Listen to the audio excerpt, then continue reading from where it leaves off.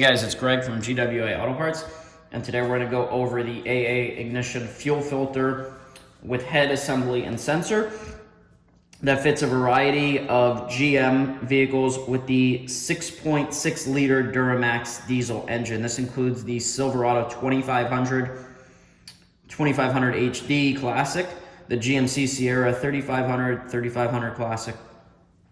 So let's talk about this filter. So this is a filter for the diesel fuel.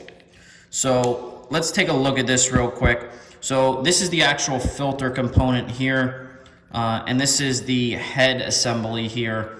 You'll see that there's an electrical connector here, and then there's a sensor down here for water and fuel. As you know, diesel has a high water content, so diesel fuel tends to go to the top, water goes to the bottom.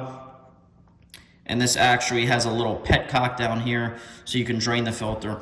This is a direct replacement for the factory filter and head. So you'll just go ahead and remove the factory, you'll remove the screws that hold the factory assembly in place, remove the hoses, unhook the electrical connectors, and install this in its place. Now, once this is installed, you need to bleed the system, which is what this screw is for here. You'll loosen this, and this will allow you to bleed the fuel system.